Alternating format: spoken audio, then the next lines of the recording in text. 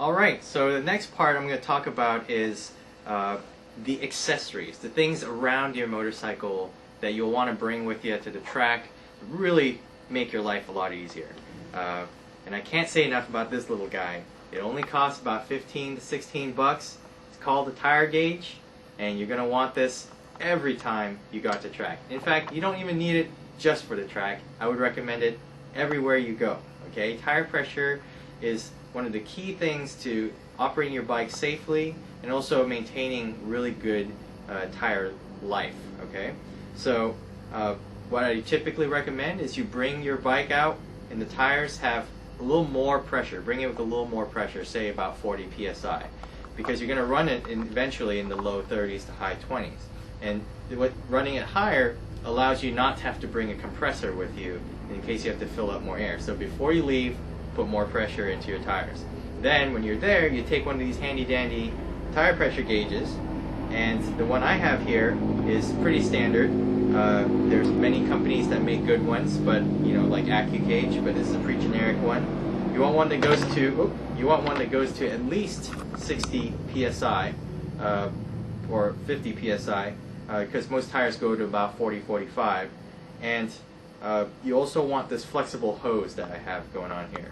And sometimes the clearances are really tight. You don't want to get the ones that have a really long neck, because that'll prevent you from being able to get your hand in there and getting to the valve stem real easy.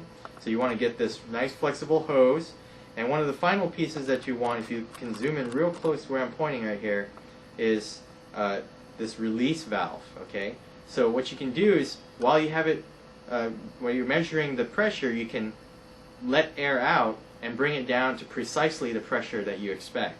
So definitely the release valve is an important feature in a tire gauge that you want to look for. Okay, and now the next thing I'm going to talk about is last thing for your bike. Now you don't have to have this, but I really highly recommend it. Okay, this will, if you're just starting out, even for the street, frame sliders. You never know what could happen out there. Okay, and frame sliders, they protect your frame obviously, but what they also do is to protect your bodywork as much as possible. Okay, now they're meant to take damage, but you can't protect everything. But this will absorb, I would say, 85% of the damage should you go down. Okay, so definitely look in investing into a pair of frame sliders.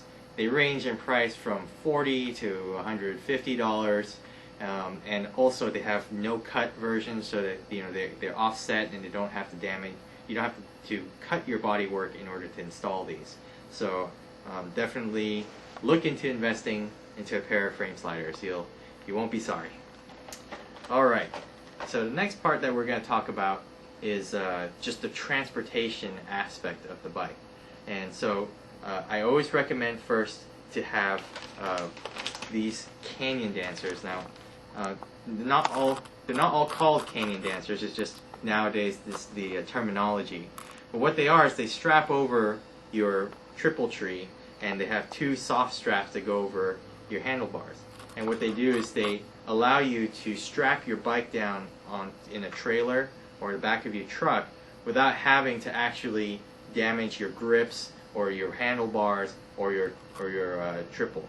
So in this case, having something like this is kind of a nice soft thing that doesn't damage anything, yet really strong and distributes the weight and allows you to really strap the bike down onto your trailer.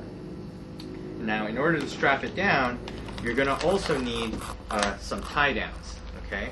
Now, a lot of places sell tie downs, and what you're going to realize is that if you went to, say, Home Depot or places like that, they also sell tie downs, but they're a little bit lower quality, and sometimes the straps are just way too long for what we need, because what we need is a very short distance.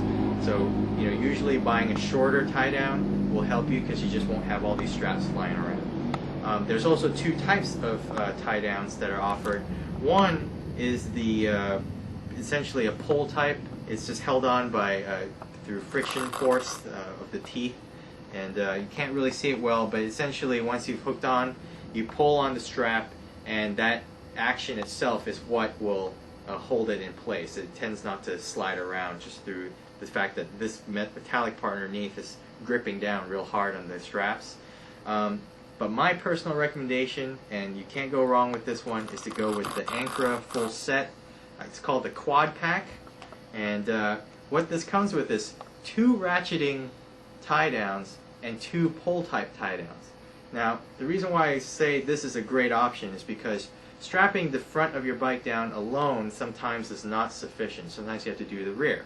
But strapping the front is the most important, which is why I always recommend using ratcheting tie downs for the front. And this pack has 2 ratcheting and 2 pull type.